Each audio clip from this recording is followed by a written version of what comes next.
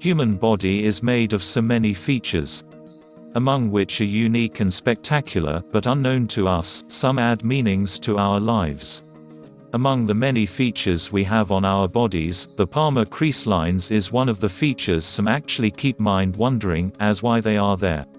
The human palms may never cease to amaze, especially because of these lines that crisscross them.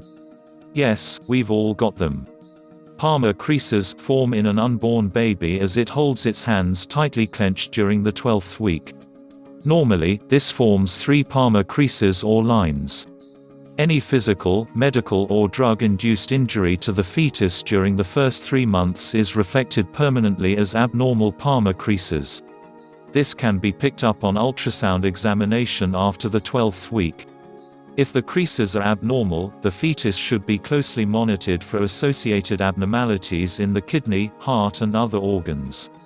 While some might think they were put there for a fortune teller to unveil your future, some others have a different view on this. Most people are born with 3 major creases on their palms. Each line, though, is a different thickness, prominence, and length is determined by a person's genes. In rare cases, someone might have only one dominant crease on their palm. This happens for about 1 out of every 30 people, and it has a name, single palmar crease. This irregularity may also be a sign of abnormal growth, and often is an indicator of fetal alcohol syndrome, Down syndrome, Turner syndrome, rubella syndrome, and Aarskog syndrome. Not all abnormal palmar creases are hereditary or genetic. Alcoholic women who continue to drink during pregnancy can produce children with fetal alcohol syndrome and a single palmar crease.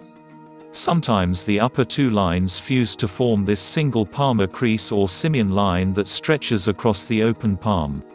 It is more common in males and is usually present only on one hand.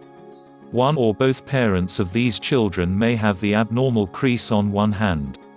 This is a minor aberration and warrants monitoring, as these children may reveal mild abnormalities in other organs in later life. It is also associated with certain chromosomal anomalies, the most common of which is Down syndrome, trisomy 21. The world of medical palmistry, a branch of science based on documented and proven scientific observations, a detailed examination of the palm does provide valuable clues to a person's medical history, lifestyle, diseases and life expectancy. It turns out you don't have to be a palmistry expert to learn a few of the basics that come along with palm reading, according to Helen Saucedo, an Atlanta-based palm reader. She shares her secrets about what you need to know to start analyzing your own hand from the comfort of your own home. Keep 4 major lines in mind.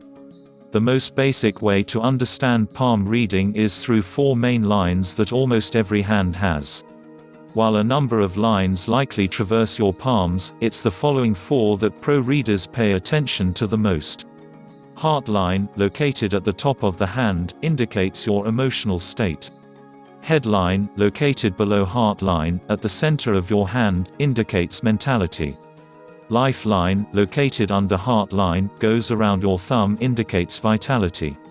Line of stability, comes up through the center of the hand, indicates how you feel about the life you create. This line is also known as your fate line, starting at the bottom of your palm and running toward your middle finger. The overall shape of a line, whether it's curved or straight, says how flexible that part of you is. If you have a very curved heart line that looks like a half circle, that would indicate a very nurturing, open, and emotional nature. If your heart line is straight, then you might be a bit more guarded or self-preserved about your emotions. There are also key differences to note between straight and curved head lines. A very curved head line indicates creativity, while a straight head line points to someone who is very rational and likes logistics. Black and white, yes or no? But one common misconception which is quick to point out is that despite popular belief, the lifeline has nothing to do with your lifespan. Rather, it has more to do with how good you feel about your life. If it fades out, it's just a piece of your life where you might feel like the rug was pulled out from under you. But it doesn't mean you're sick or anything like that. Yes, depth and length of lines matters, too.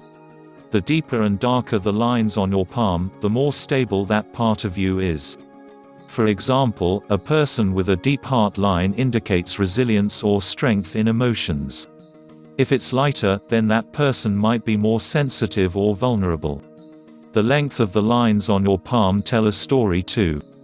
For example, a person with a short head line doesn't say anything about their intelligence, but, instead, that they might have trouble focusing. While the roots of the practice can't be traced to a specific period of time, research shows it has been used to shed light on a person's unique story for quite a bit.